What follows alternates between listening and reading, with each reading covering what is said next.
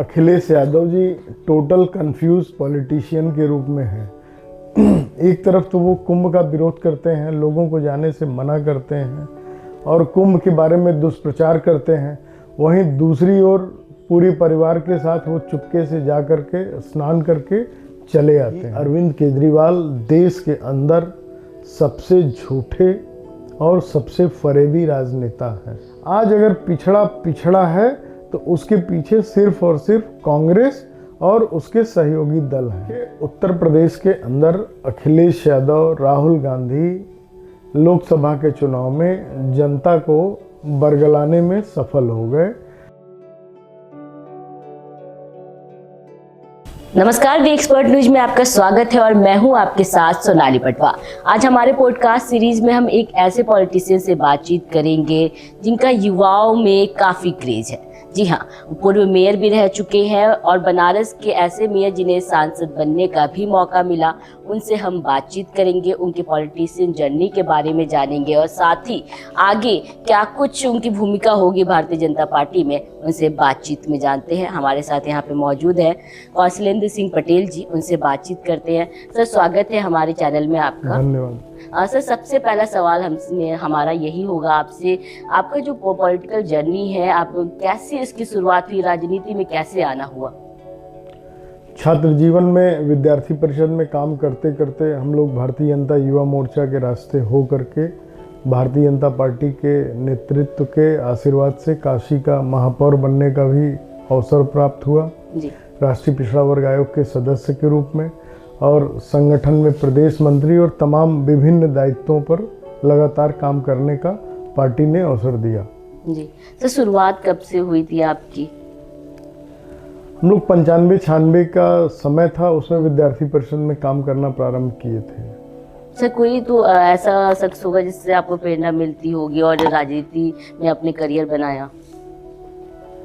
Bharatiya Janata party, Akhil Bharatiya विद्यार्थी परिषद जो हम लोगों की विचारधारा है, उसी विचारधारा से प्रेरणा ले करके हम लोग राजनीति में आगे बढ़े और आज तो माननीय प्रधानमंत्री जी पूरी दुनिया के लिए प्रेरणा के स्रोत हैं और ख़ास तौर से भारत में नौजवानों के लिए, युवाओं के लिए और भारत के एक एक व्यक्ति के लिए वो प्रेरणा के स्रोत हैं।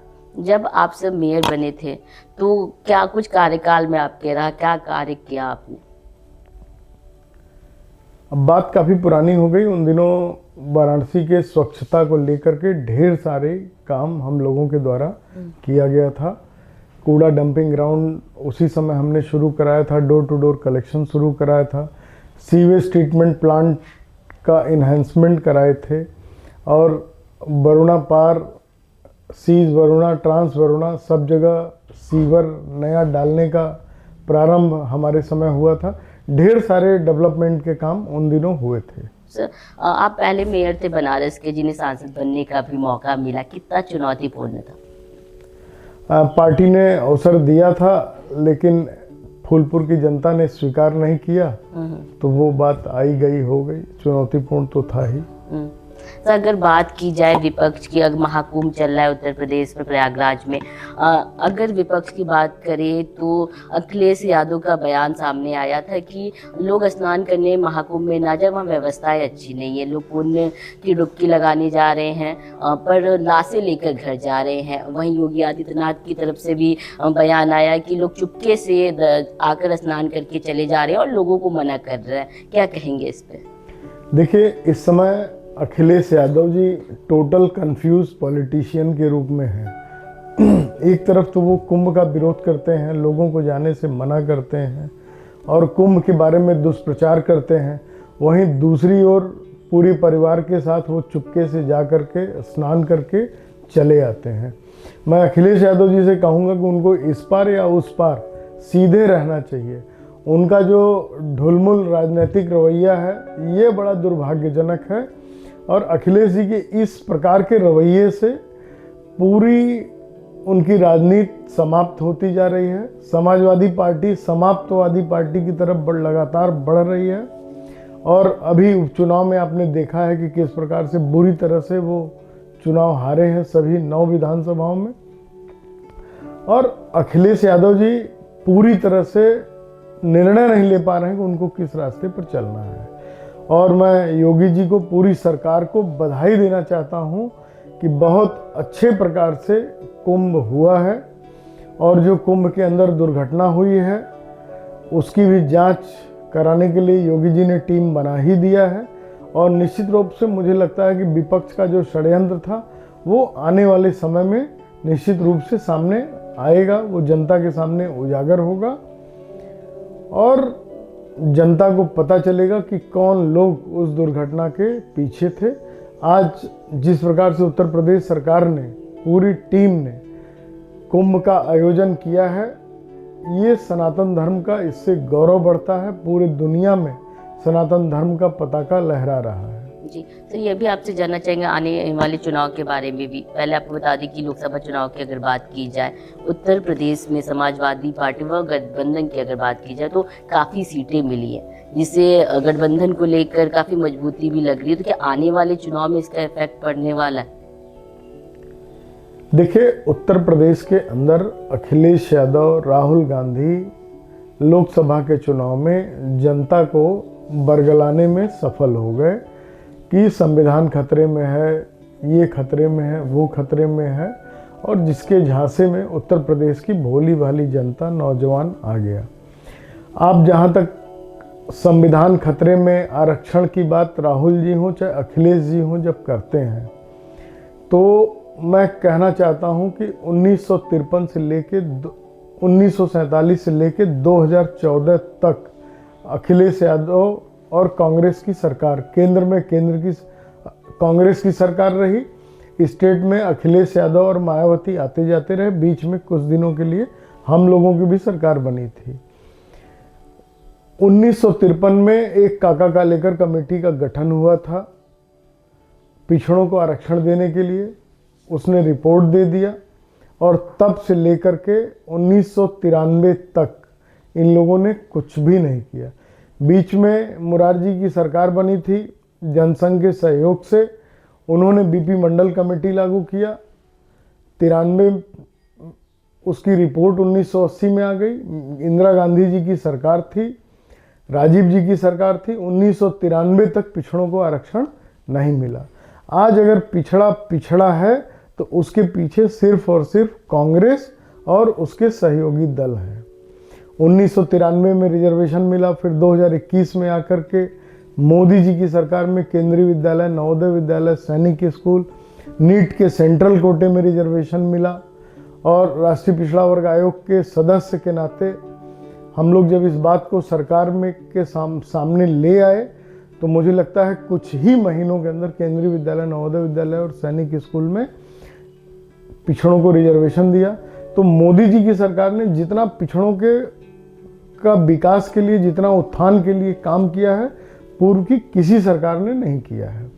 अब धीरे धीरे इन सारी बातों को उत्तर प्रदेश की जनता के सामने लाना है, और आ भी गया है। उत्तर प्रदेश की जनता अब ठीक से समझ चुकी है कि कांग्रेस और अखिलेश झूठ बोल रहे हैं, और आने वाले 2027 के चुनाव में मुझे लगता है कि पिछली बार से अधिक सीट जीत करके भारतीय जनता पार्टी सरकार बनाएगी। सर, आपने बात की 2027 चुनाव की, जिस तरह से आपने बताया कि जीत हासिल होगी, क्या कुछ तैयारियां अभी से पार्टी की शुरुआत हो चुकी है, उसके बारे में जानना चाहिए? भारतीय जनता पार्टी रोज तैयारी में है। भारतीय जनता पार्टी का एक एक कार्यकर्ता समर्पित भाव से, हम लोग बूथों का गठन का भी प्रक्रिया चला है, फिर मंडलों का गठन अभी हुआ है, अभी कुछ ही समय में, कुछ ही दिनों में जिलों का गठन हो जाएगा। और इसी गठन प्रक्रिया से हम लोग गुजरते हुए प्रतिदिन जनता में, कार्यकर्ताओं में, हम लोग 365 दिन पार्टी चुनाव लड़ रही है, और जनता के बीच हम लोग जाने का काम कर रहे हैं संगठन के माध्यम से, और जनप्रतिनिधि भी जा रहे हैं। तो निश्चित रूप से तैयारी हम लोगों की चल रही है, और उस तैयारी के आधार पर मैं कह सकता हूँ कि 2027 में हम लोग और अधिक सीटें जीत करके सरकार बनाएंगे। सर, किन मुद्दों को इस बार चुनाव में यूज होगा? क्या मुद्दा आप लोग सामने लाएंगे, क्या रखेंगे? सबसे बड़ा मुद्दा विकास का मुद्दा है। उसी मुद्दे पर भारतीय जनता पार्टी 2027 में सरकार बनाएगी।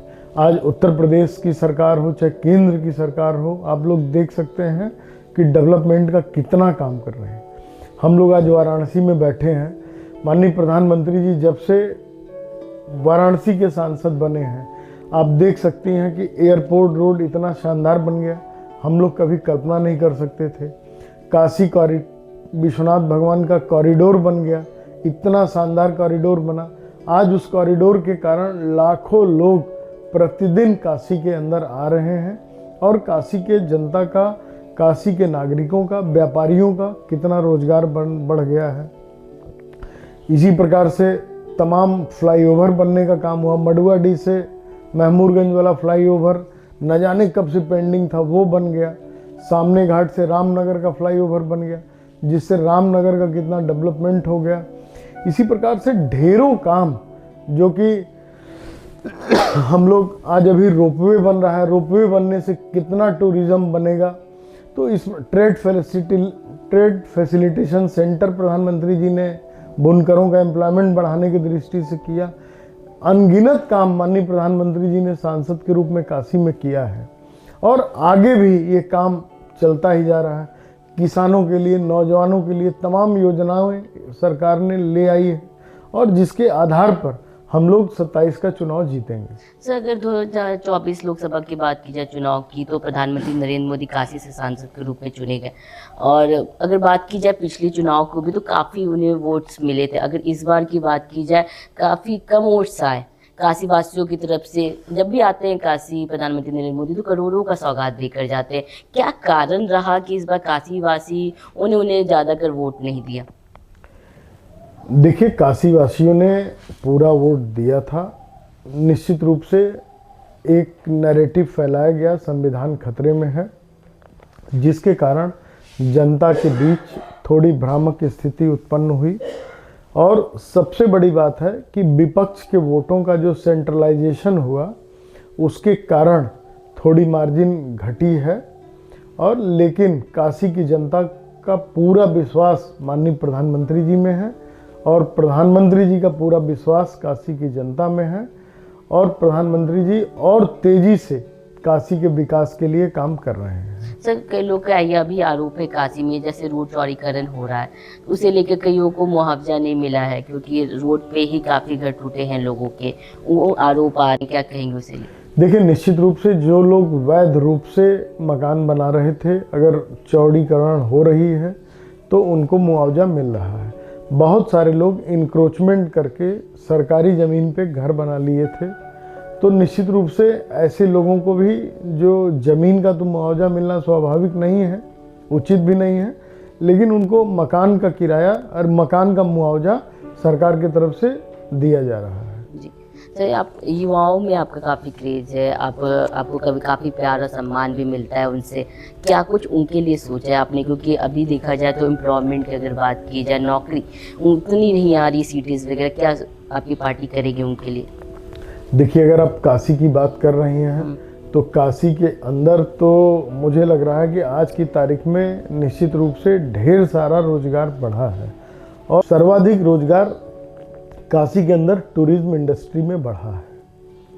और जो काशी का जब टूरिज्म इंडस्ट्री में रोजगार बढ़ता है तो लोग जब टूरिज्म के लिए आते हैं, दर्शन के लिए आते हैं, कल्चरल टूरिज्म बढ़ा है, धार्मिक पर्यटन बढ़ा है, तो उस क्षेत्र में लाखों लोगों को रोजगार मिल रहा है और लोगों की आय भी बढ़ी है।